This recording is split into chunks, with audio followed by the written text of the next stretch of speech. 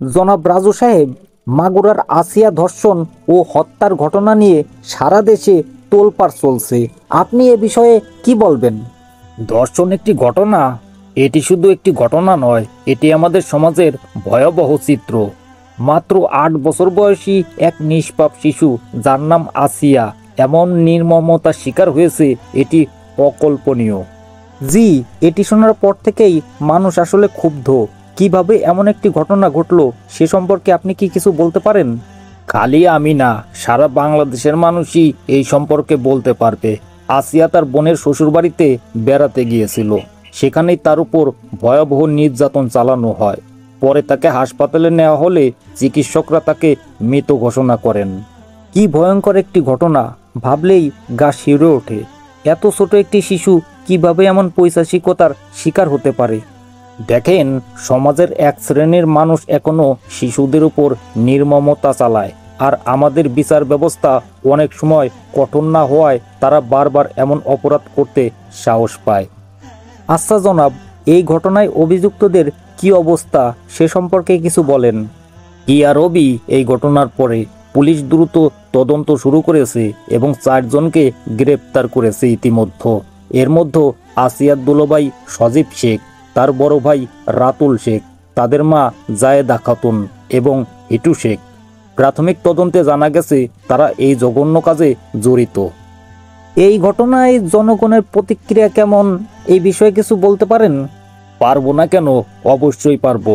সাধারণ মানুষ অত্যন্ত ক্ষুব্ধ হয়েছে এই ঘটনায়। তারা অভিযুক্তদের বাড়ি ঘেরাও করেছে এবং প্রতিবাদ জানিয়েছে। পরে বিক্ষুব্ধ জনতা হিটু শেখের বাড়িতে আগুন ধরিয়ে দেয়। আচ্ছা, এই ঘটনার পরিপ্রেক্ষিতে আসিয়ার পরিবার কি বলতিছে, তারা কি বলে? হতভাগী পরিবারের কথা কি আর বলবো। তার পরিবার এখনো শোকে মুহ্যমান। তারা শুধুমাত্র একটাই দাবি করছে, আর সেটা হচ্ছে ন্যায় বিচার। আপনার কি ধারণা, আপনি কি মনে করেন এই ঘটনার বিচার কিভাবে হওয়া উচিত? আপনি, দেশের মানুষ যেভাবে এই ঘটনার বিচার প্রত্যাশা করতেছে, আমিও ঠিক সেভাবেই প্রত্যাশা করি। কঠোর ও দ্রুত বিচার হওয়া উচিত, যাতে ভবিষ্যতে কেউ আর এমন অপরাধ করার সাহস না পায়। শিশুদের সুরক্ষা নিশ্চিত করতে হবে। আইন আরও কঠোরভাবে প্রয়োগ করা দরকার বলে আমি মনে করি।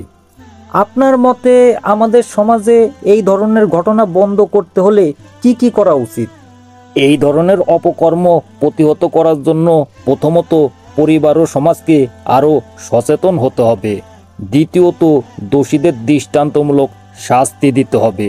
তৃতীয়ত শিশুদের প্রতি যে কোনো ধরনের সহিংসতা রোধে সবাইকে একসঙ্গে কাজ করতে হবে। ধন্যবাদ জনাব রাজু সাহেব। আমরা সবাই প্রত্যাশা করি আসিয়ার পরিবার দ্রুত ন্যায় বিচার পাবে এবং এ ধরনের ঘটনা ভবিষ্যতে সমাজ থেকে রোধ করা যাবে।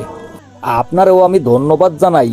তবে এই লড়াই শুধুমাত্র আসিয়ার পরিবারের নয়, এই লড়াই আপনার, আমার, আমাদের সবার, আমাদের প্রত্যেকের। আসেন আমরা শপথ করি ধর্ষণকে না বলি, এবং ধর্ষণের ঘটনা প্রমাণিত হলে তাকে নগদের উপরে বিচার করি।